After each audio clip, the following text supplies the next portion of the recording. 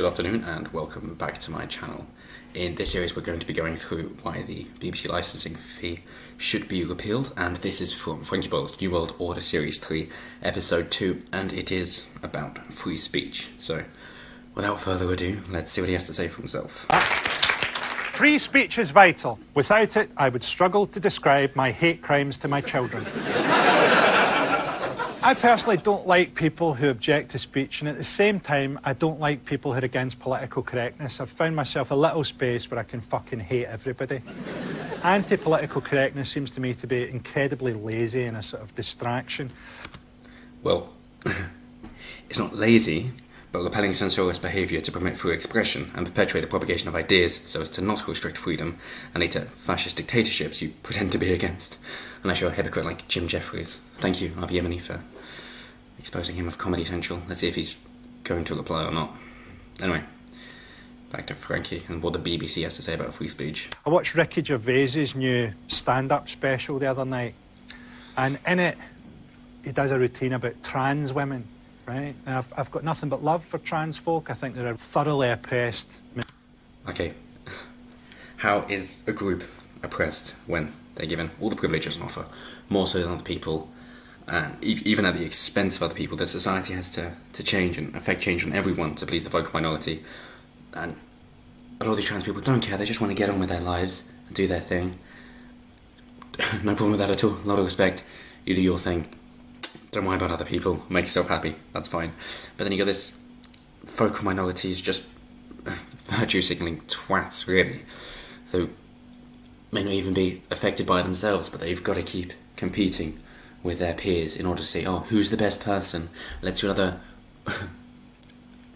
injustices we can do on the straight white men in order to make it better for these trans people. And I mean, that's what you see by guys deciding to transfer to trans if they're, let's say, elite athletes, that the guys decide to become women because then they can compete with those women and win the medals.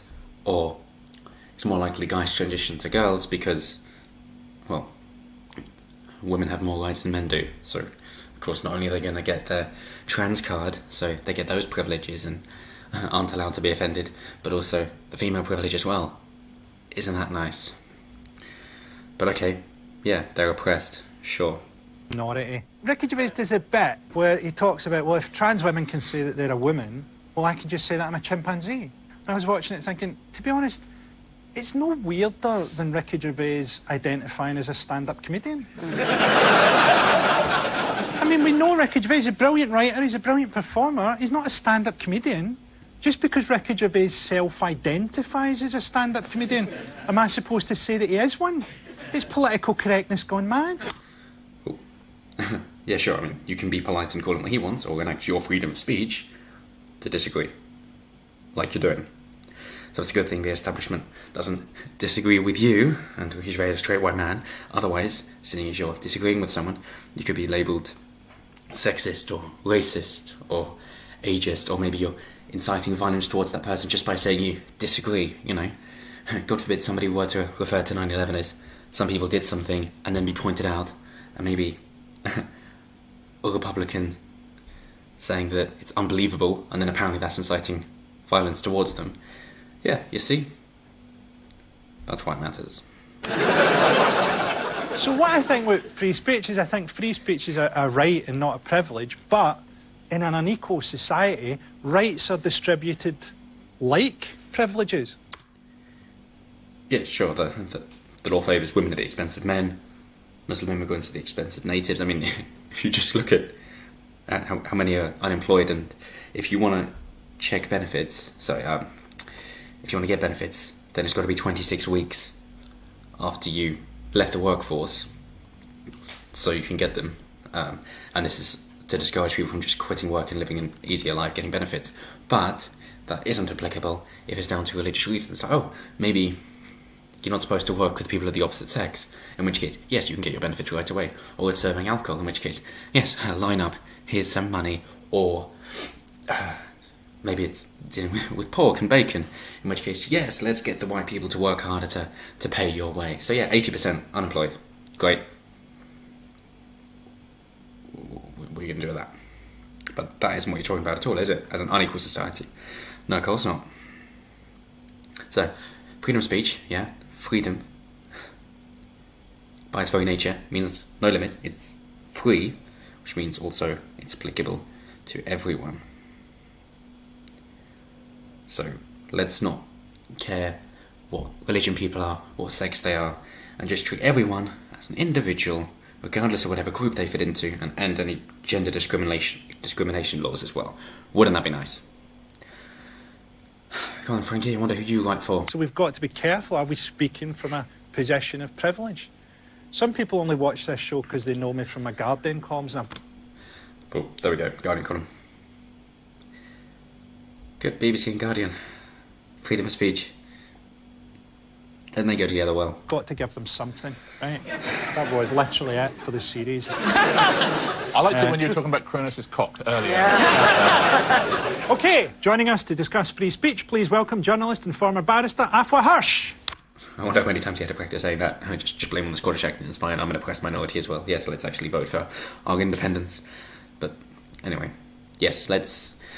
I'm sure you've noticed that... Oh no, there are 3 white people and 2 of them are men. We got to have a woman of colour. Let's get a female POC on that.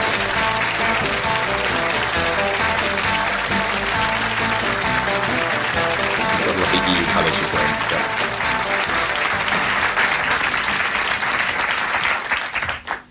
So what do you all think? I mean, what do you think, Afua? There's a lot of pressure now on the idea of free speech, isn't there? It's kind of been weaponised by the far right. Is it? By the far right. Are you going to label the far right is? Because you can't, can you? You say, oh, it's Nazis. So, guys, so what's that? That's National Socialism. Oh, I see. Socialist is left because what left means is more government intervention. And so, oh, yes, well, the Nazis, they were clearly anarchists. No, they weren't. They use the group of the individual, as communists do and socialists do. It's for the greater good and the proletariat. We all know about that. Yeah, great. Okay. So, big government spending on growth at the Autobahn. Okay, again, that's left-leaning and socialist. Okay, what else? Raising taxes, yeah, that's socialist. Restricting gun rights, yeah, that's socialist, that's left-leaning. So... Okay, yeah, because right-wing means racist. That's what it means, doesn't it? So, of course, they wouldn't decide to team up with the Japanese. Oh, they did. Oh, they did. So, right-wing doesn't actually mean anything, does it? No, it's just a lie to some of the people you disagree with, because you can't have a right-wing without a left-wing, and you can have a left-wing without a right-wing, because as the academic agent so clearly pointed out, that you have a left-wing which is more and more government involvement as you go along. Like, you're not going to go further right from Margaret Thatcher and end up with Hitler. Obviously not. But you head further left, and you're going into socialism, then all-out communism, as the government controls more and more, and you have more central planning. Yeah, which means, in order to have a right, it's just anti-left, okay?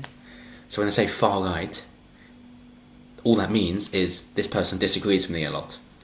And instead of having maybe some introspection, I'll just label them with something that we can then associate with Nazism, and because Nazis are so vehemently evil, it's okay to punch them, isn't it? Yeah, wouldn't that be the good fight?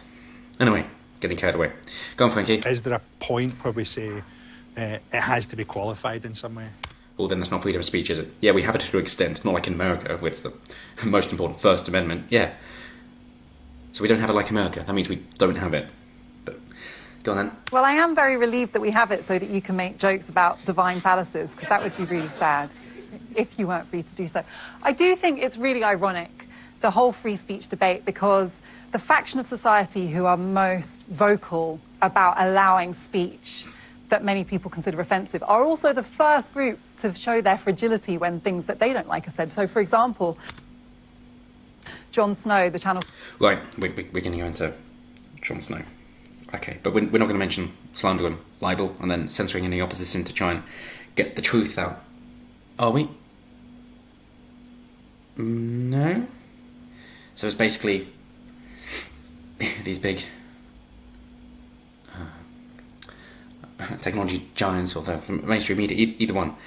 Journalists, BuzzFeed, BBC, you name it.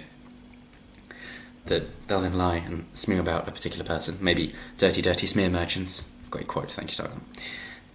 Clearly, vote him as an MEP, no doubt about it. And while we're here, subscribe to PewDiePie. He's about 600,000 at the moment, so he needs all the support he can get. Right, so yeah, you guys publish fake news, and then when people try and say, hey, actually, this isn't true, like rape comments, hang on, as in telling someone you won't rape them, why are you calling it a rape comment?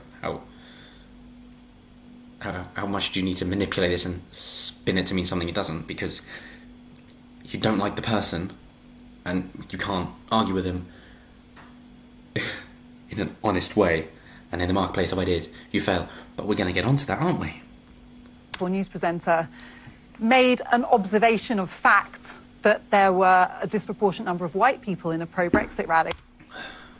An observable fact. So if we say, oh, there were a disproportionate large amount of black people in prison. In America, 14% of the population and 50% of the violent crime. So, and it's 7% because it's black males. So is it okay to point that out? Or that the vast majority of terrorist attacks the world over are done by Muslims in the name of Islam? An observable fact. Is that fine? Or is that racist and Islamophobic? But I don't care about him, Jon Snow, pointing out there are white people, in fact, have more context, even more speech. Let's not shut it down. So we see him viewing white people as the other, because there's a class issue they refuse to accept, not a race issue. Okay, you're high and mighty there, but you're punching down to the white people, the poor people, the people who are responsible for actually making the country run. It's like, how many people do you think are responsible for you having a bath? Really? You've got to have the heating, the water, the electricity, the gas, the raw materials themselves. You've got to transport that all around. There are thousands of people involved, if not tens of thousands. Okay, for you live in England, if you go about and you see construction work and road works and maintenance, white men. Yeah. Even though we're quickly becoming a minority in our own country, so. And had to apologise for offending white people by pointing out the fact that they exist. And it was so ironic to see the people who wanted that apology being the same ones who always defend speech against minorities. And free speech wasn't trying to censor him, but trying to create an equal playing field and see if the left would hold their own to the same standard as they hold their enemies. Clearly they don't. Say that it's political correctness gone mad when you're shut down for abusing people because of their ethnicity or faith. What?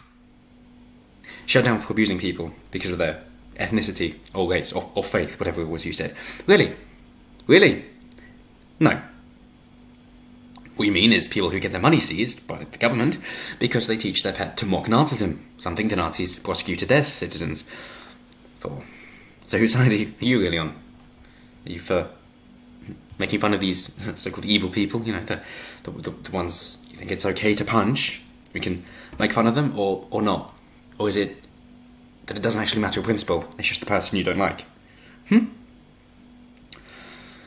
It's all the same fascism crap, but I'm sure we'll get to the knockers. Right-wing and maybe even alt-right adjacent, isn't that great? Far-right. Or do you mean people like Sargon, who used a word to show the white supremacists that they were doing what they accused black people of doing, while on someone else's channel, and then was removed from Patreon months later? Or do you mean Tommy Robinson, who criticises warmongering religion currently at war with the West, but people like Jacob Rees-Mogg state we can't criticise Islam, not Muslims, but Islam. So why are we pointing them out?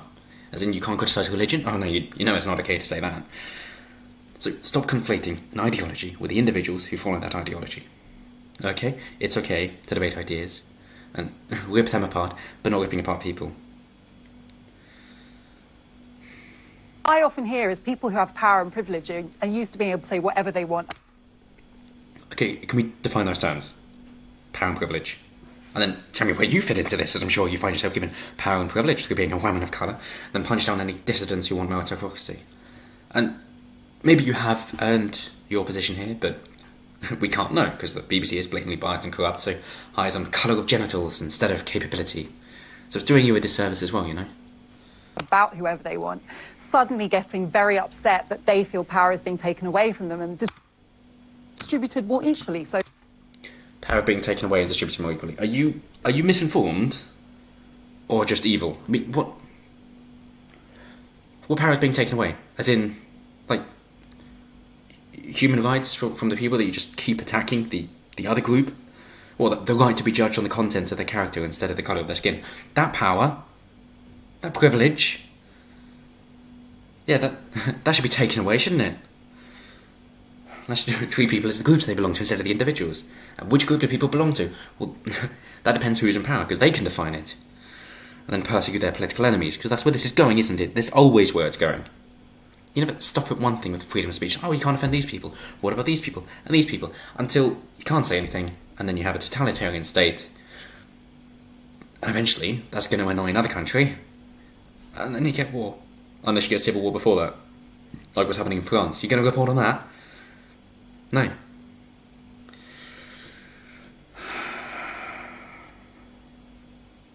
So, would you like us to go down the list of how unequal society is to raise up women by bringing men down? You want to go to the family court? Oh, okay. Are you going to mention the classic wage gap myth? Women earning 81% of what men do. So, well, okay, clearly if it was for the same job, you'd hire women, not men. And what about men being in the top CEO positions? We can't have that. So you want to replace them with women, but then the companies will fail, so you need to replace more, and then they'll fail, and then obviously those companies won't do business in your country, and you'll get capital flight, and they'll fail your country. Or do you mean when companies start, they have to make sure they have a woman, or when should the guy leave in order to be replaced by a woman? Or are you just going to encourage female businesses to go on, in which case you're discriminating based on sex? So it's not going to work, is it? You don't mean to do anything about it. You just want to sound good. You know it's not true. So you're not misinformed then. You're just evil. But you didn't say it this time, so I won't attribute that to you. That's fine. But it does also raise the question, who spends more money between men and women? Well, if men are earning more, they've got to be the ones spending it, surely. No, it's women. That's why the buying economy belongs to women. So if women are spending money, but men are earning the money, how's that working out? Oh, you mean the men are giving the women money? So they're getting money for not working? So that's unequal pay for equal work? Kind of destroys your narrative, doesn't it, when women are spending more than men? That free speech is something that everyone is entitled to, but also... But also... You know, I had a while back that if someone used the word but, you can disregard all they said before it. But anyway... want to have freedom of speech, but also... It has to have boundaries. Has to have boundaries. So that's not freedom of speech. It is, by definition, not free speech if you have limitations on that speech. We recognise that. We've got libel and slander laws to protect people. Libel and slander laws are relevant if you circumnavigate them with innocuous terms that just exist to instill fear into people. We've already gone on with that, but far right, and then alt-right, whatever that means. And rape comments. You try and get around it. You just don't care. You want to mislead people, don't you? You got an agenda to push. I feel that quota. From things that are completely untrue being said about them. And I do think it affects people differently. I mean, I just accept that we live in a society where if you look like me and say things that some people don't want to hear, you get a lot of abuse. Well, what look like you? How's that relevant? You seem to be playing the victim for instigating pushback to your blatantly false claims. And if you want to know who experiences the most abuse, it's not women of colour. It's men. Again. Pew Research, 2017. Both online and offline. More likely to be assaulted if you're a man. So tell me again how you're feeling unsafe at night. It's statistically accurate. But I do think a lot of people of colour, people from minorities, find that the... Well, white people are quickly becoming a minority. They're going to get any affirmative action. Like men for universities. No, of course not. Because you don't actually care, do you? You just don't like straight white men. The way that free speech is currently organised means they're often alone in a space where they're being attacked. They're alone in a space they're being attacked. So they're attacking themselves. Against a majority who are attacking them. Good. Stop trying to phrase speech as violence and saying it's attacking them and pretending that you can attack people with speech We all know this is because you want to advocate for killing your political enemies while having plausible deniability. Yes, ballsy claim. Let's see. So, punch a Nazi. But who is a Nazi? Nazis were right-wing. Well, no, we've already been over that. They're not, but you don't care for logic anyway, therefore punch right-wingers or anyone we want to deem far-right. And as I mentioned, the academic agent did a fine job of explaining how right-wing just means against the left. As left is for more government intervention and right is for less. So you need to establish a left-wing for right-wing to exist. Therefore, when left-wing pundits find people they don't like and disagree with, but can't refute their arguments because they're primarily driven by naive emotion and not facts, they label their opponents far-right. The more you disagree with me, the further right you are. Which means the more evil you are, because far-right is also the term we've given to these evil people. And they drink water and you drink water. Okay, right. But label someone far-right and state it's okay to punch them. Far-right Nazi, yeah, that's clearly the same, isn't it? Yeah, no. But sure, and it's okay to punch them. I mean, even saying it's okay to be white is far-right to these people. And so it's not a fair marketplace and it's not free. Fair because your friends get destroyed in the marketplace of ideas. When they face actual opposition, they get shut down and shown up for the idiots they are. So they go to their overlords to try and enact more intervention, because Mummy is always there. Awkward as it is to face up to the kind of absolute nature of free speech. Absolute nature. Very good, Frankie. Go on. Is that if it's going to be a moral principle, it has to be universal. Perfect. Perfect. Yes, Frankie. Exactly. Universal. Thank you. I'm glad comedians understand this. You don't want to get arrested for jokes like they do in other countries. Oh, it was Scotland. It was your country.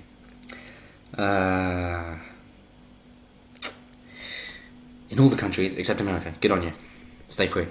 So if you're going to say, well, one person can't be offended, then you've got to say everybody can't be offended. Exactly, spot on. And we know victimhood culture puts the group above the individual, which dehumanises people, abstracts their actions enough to lead to things like genocide, instead of gratifying the sanctity of the individual in an honour culture. If you're more interested in the difference between honour culture and victimhood culture, then check out the talk between Helendale and Sargon for more details. It's a recent one. You know? And so suddenly you're saying, well, people who are anti-abortion in America, we can't. Anti-abortion, as in pro-life people? You mean people who actually do care for the individual? If you call them anti-abortion, does that make pro-abortionists anti-life? Is that fair? We can just say, oh, you're anti-life then. It's not libel or slander, is it? Can't say stuff that'll offend them because to them we're talking about infanticide, you know? Well, yeah, especially if you're killing it after they've been born. We'll deliver the baby, keep it alive, and then talk about what should happen next. Really, a post-birth abortion, that's infanticide. Yep, cool. I don't think there's anything wrong with people being offended. I mean, free speech is...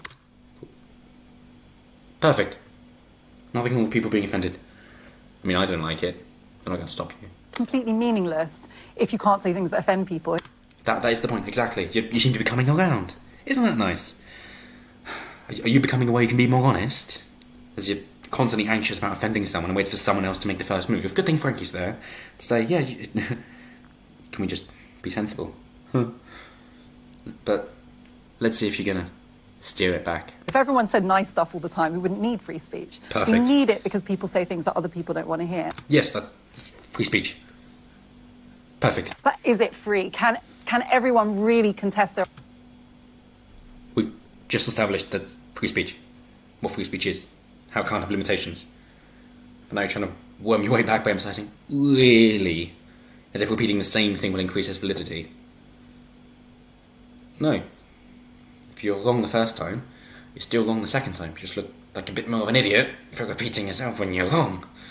But it'll probably work on these people because they can't disagree with the women of colour because you win the oppression Olympics, don't you? Like, except for the fat one next to you. 'Cause that's obesity and all those calories. ideas equally, because you'll find that it's not, and so...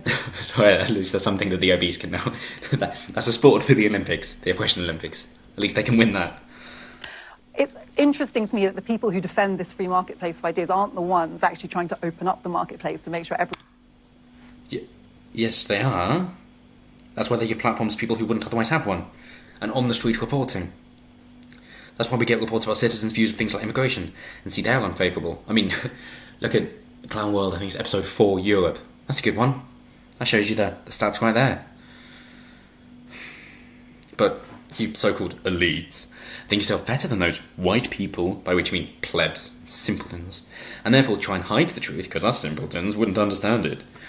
And Gab.ai is a great example of how he's trying to set up a free speech-oriented social media. And he's being harassed endlessly by the mainstream media, worried they'll lose their stranglehold. So yes, they are trying to do that, but you keep shutting them down. It's like, oh, if you don't like it, go build your own one. But we're going to stop you. And payment processors as well. Do you think we're that stupid that we don't realise that not only do you not want us where you are, but you don't want us to exist? I mean, that's quite serious, really. Saying you don't want us to exist. Is that fear or disgust? That's the real question, isn't it? Everyone has a say. They're enjoying their monopoly. It's often the case with the free market. They're enjoying their monopoly. And that's often the case of a free market. Do you have cognitive dissonance? That's not a free market, is it? That's lobbying and getting government to intervene to suppress competitors. That's exactly why Mark Zuckerberg is fine with there being regulations on social media. Monopolies, because the government gets involved. But go on, I'm sure you're not just going to prove my point and disprove your own in a minute, are you? Yeah, funny that. That's the thing, when people say, look, people are so quick to take offence these days, oh, everyone's offended at everything these days. You think, well, do you know what? It's because you're hearing from different people. I mean, you are generating new terms and things to be annoyed at, but yeah, sure, let's go with that.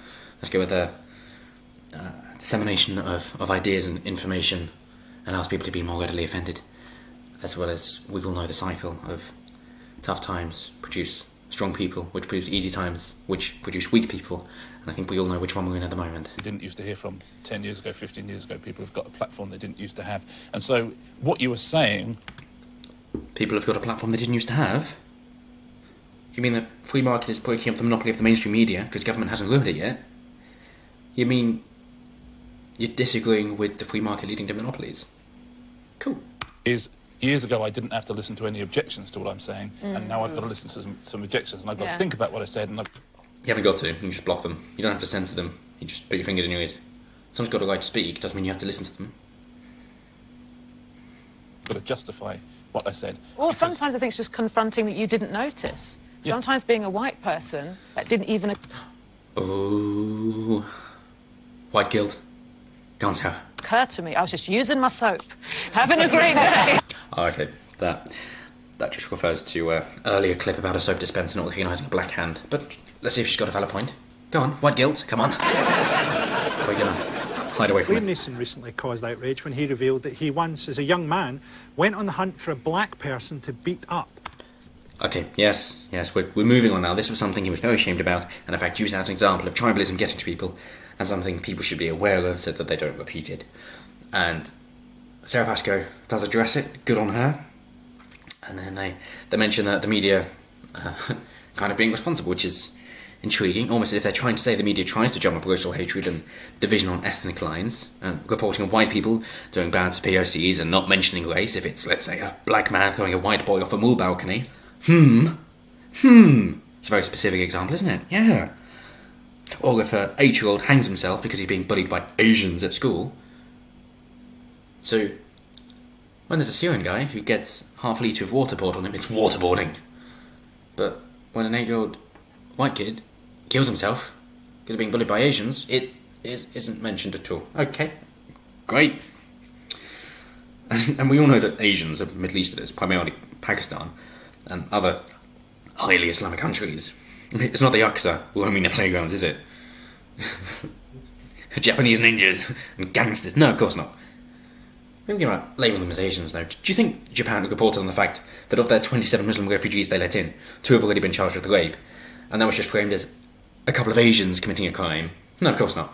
But anyway, that's it for this video. We haven't gotten on to Tommy Robinson yet, because there was just so much crap to go through here. But next time will be about Tommy Robinson, as that comes up in a few minutes. So stick around for that. That'll be coming up tomorrow. and I hope you have a great day, and remember to subscribe to PewDiePie, and use your freedom of speech while you have it, and enjoy it, and make people laugh. Show them that you can say something offensive, but it can still be funny, and it can still raise valid points. The best way to convey your point is to make the person laugh when they hear it, because then they rethink it again, and it gets through their initial barrier. So you've got to have that freedom of speech to enable people to experiment with it. So give it a go. Do something nice for someone. Tell someone a joke that try and get someone to laugh at something they wouldn't normally laugh at. But that's it for me, so have a great day, and I'll see you next time.